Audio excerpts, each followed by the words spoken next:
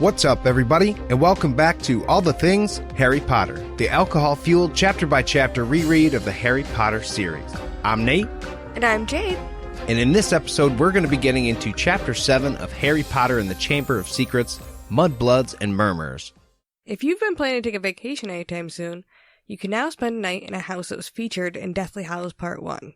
This is the house that was Harry's childhood home, and it's located in a town that doubled as Godric's Hollow.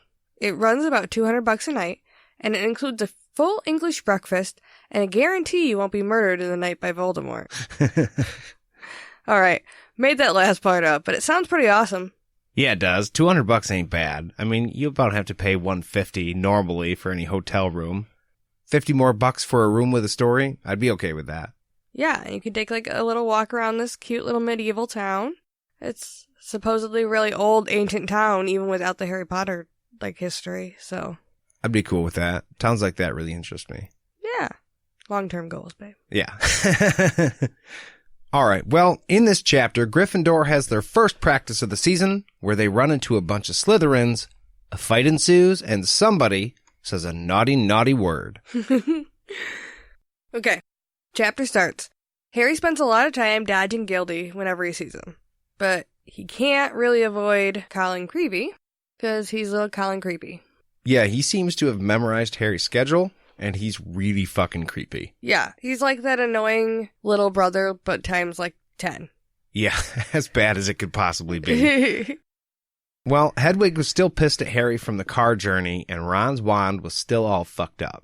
It shot out of Ron's hand and hit Flitwick right between the eyes, making a big green boil. And if you think about it, that could have been a lethal blow to a teacher. He could have killed the dude.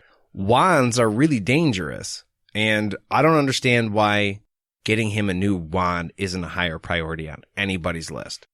Yeah.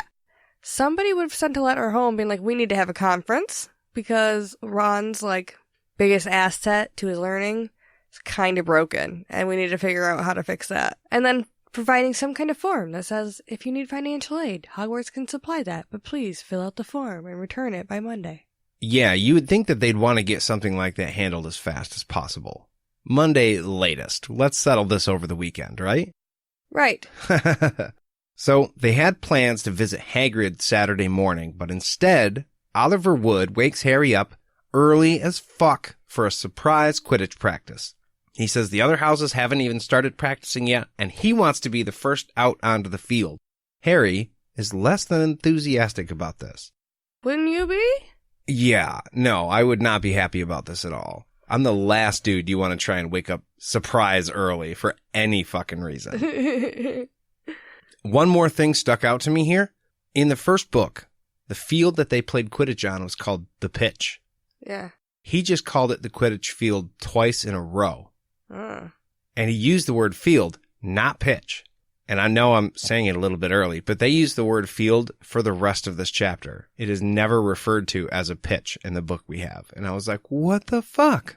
You guys had to explain to me that a pitch was just a field. It's just another word for it. And then they don't use that word at all in this book. So it stood out to you? Yeah. And I was like, what the fuck? Isn't it called a pitch? But no, it's a field in this one. And I'm thinking that other people had that same issue. And so they just changed it to field. That could be. Americanize it. Right. I mean, they changed the whole title of the first book. Do we know if this title is still the same or? I think it is. Okay. But yeah, they've changed stuff before. I wouldn't be surprised if they were just like, the Americans didn't get it. Let's just flip it. No, I could see that being a thing. So Harry writes a note to Ron explaining where he went. And on the way out of the Gryffindor common room, Harry runs into Colin Creepy again. This time he's got a photo of Harry and Gilderoy Lockhart that he wants Harry to sign. Harry thinks it's kind of funny that his animated self in the picture seems to be trying to get away from Lockhart. And the Lockhart in the photo eventually gives up and is just all like, whatever, in the corner of the picture. No, I thought that this was a really funny thing too, because Lockhart just ends up giving up and sitting down like, fine. He missed a chance to be in the spotlight's what happened. That's why he's all bummed out. Yeah, he wanted Harry there so they could both be standing all cool. Don't like this guy. I don't like him. And of course, the one time that Harry is refusing flat out to sign a picture, Nobody's there to watch it. I noted that too, because he was like, no, I'm not going to sign your shit, but nobody else is even there. I feel like this kid's been annoying him and he probably had something else to say. And he wanted to say something really fucking mean. He looked around and there's nobody there and he had the golden opportunity, but he held it back just because Harry's not a dick. He's like, this could have been my shot too. I could have really told you what. But Noah's as mean as he's going to get. Right.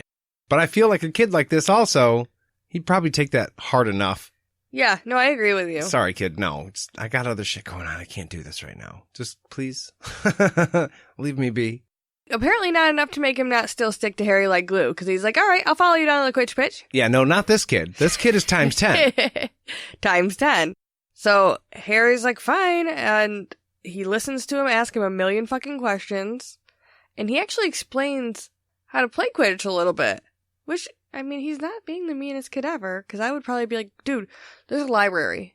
If you don't know how to figure this shit out, there's literally a book in there called Quidditch Through the Ages. I got yelled at for carrying it outside last year. I kind of thought it was funny because he's taking all these pictures, he's following me around, asking him questions, but he's not like a journalist.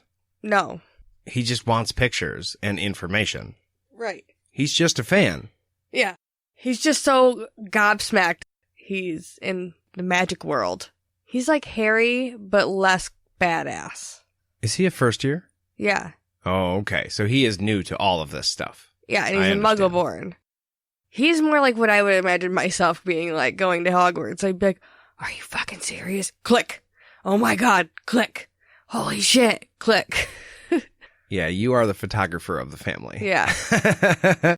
Jade is actually in about 25% of our family's photos because she's always taking pictures of the rest of us. Yeah.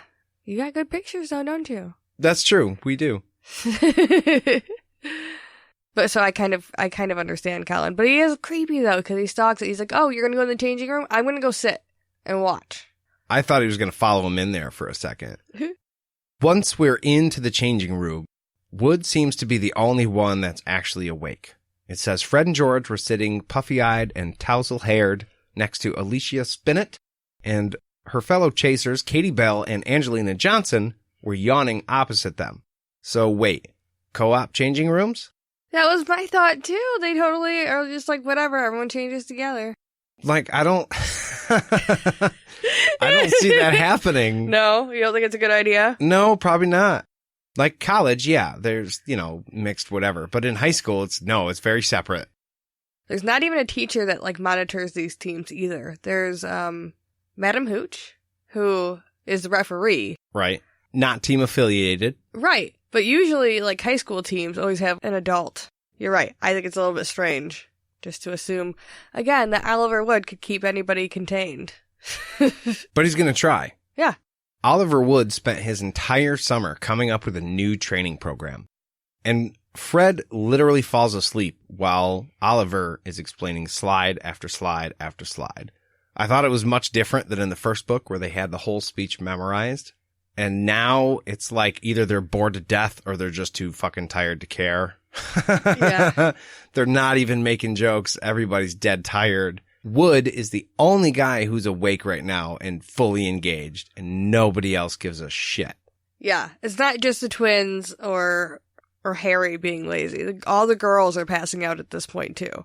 Right. And Harry is like in a daydream as Wood finishes up the lecture by saying, so, any questions? Like, oh, fuck. Nope, no questions at all. We're cool. Fred said, no, I got a question, Oliver. Why couldn't you have told us this yesterday while we were all awake? Which is funny as it is not something that Oliver cares to laugh at this point. He's not fucking around. He's not fucking around at all. He spent his whole summer obsessing about this after all. So he tells him, listen here. We should have won last year since we're easily the best, but because of certain circumstances, and Harry gets all weird. Shifts uncomfortably. Yeah. This year we're going to train harder than ever before. It's ours. So basically, this year is going to be brutal for all of you fuckers, and you have Harry to thank. Right? I'm surprised the whole team didn't look over at him like, God damn you. I'm sure he thought of it himself. So as they walk onto the field, Ron and Hermione were waiting in the stands. Ron asks him if he's finished yet, and Harry's like, dude, we just got started. But flying around on his broom helps to wake him up, which is good, because I don't think that sleepy kid's 100 feet in the air is a very good idea to begin with. We've talked about this before. If there's not some spell over the whole entire ground, then Quidditch is super stupid. The most dangerous sport ever. Yeah, it's one thing to allow adults, but why is there no permission slips? For real. 12-year-olds, 100 feet up in the air. Dumb. Would you let your kid walk on top of a 10-story building? No. No, you wouldn't. No, you wouldn't. No. So, Fred asks about a funny clicking noise, and Harry sees Colin taking pictures in the stands, and he's like, shit. Yeah. You don't literally have anything else to do you, bud? Nope. Nope, he's just going to shout at Harry, who is obviously not interested at all. No, and when Fred asked Harry who the fuck that is, Harry lies, and he goes, I don't know who that is. And probably takes off towards the other end of the field. He's like, bye. Gets right away from him, yeah. Wood's like, I don't like that shit at all. He could be a Slytherin spy. George says the Slytherins don't need a spy because they're here. In person. In person. Oh, hey, James is back. James had to step away earlier. He was with us when we started. Everybody okay? Yes, everybody is safe and sound. Good. You ready to talk some Harry Potter? Let's Potter it up. Okay. Wood freaks out because he booked the field for the day. Field, not pitch. Field. And he accidentally lands harder than he means to, I'm sure because the adrenaline rush. Like, he wants to go kick Marcus Flint's fucking ass. Wood tells Flint, the Slytherin captain, that they booked the field so you guys can clear off now. And Flint tells Wood that he got special permission to train their new seeker. So there should be plenty of room for everybody. And their note is signed by none other than Professor fucking Snape. Dickbag. So does Snape now have higher authority than whoever it is to give the authority originally? Probably not. He probably just signed their note so they could go down there and wreak havoc. Okay.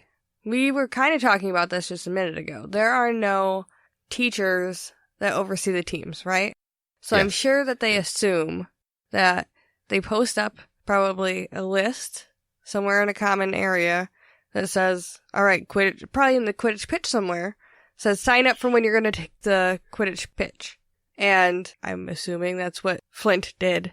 And Madam Hooch or somebody may oversee those decisions, but they don't control it. It's supposed to be probably a very student-led thing. Right. So when a teacher gives permission specifically, it probably overrides that. And in order to fight that, you would have to either go up against Madam Hooch, who definitely probably isn't as high of an authority figure as Snape, or take it to Dumbledore, and nobody wants to go deal with the principal. Yeah, she's like an electives teacher, and Snape is like your core teacher, and it's not important enough to bother the headmaster with, so it just falls in this gray area where now you both got to deal with it. Or one of you's more than welcome to leave, but neither one of you's going to, because fuck the other guys. Right. And Wood is kind of confused for a minute. He's like distracted, and he's like, whoa, you got a new seeker? What the fuck? Because Wood is all about strategy, so he's been planning regarding who the last seeker was. Last year's players. Yes. So now a lot of his work is fucked. Yeah. And for no good. Right. So the new seeker is revealed to be Draco fucking Malfoy. Son of a bitch. Fred asks right away, aren't you Lucius Malfoy's son? And Flint goes, it's funny you should mention Draco's father. Look what he just bought the whole team, and they all hold up brand new Nimbus 2001s. Then they talk shit about all of the Gryffindor brooms, including Harry's Nimbus 2000. Yeah, they're all being real big assholes, and at this point, Ron and Hermione come across because they're like, okay, this isn't what's supposed to be happening right now. We just want to eat our toast and watch our friend play some Quidditch, and now they're fighting. Yeah, Ron and Hermione come over to see what the fuck is going on. Oh, there's drama? We have to be a part of it. Now, if two football teams were gonna fight, your best buddy and your girlfriend would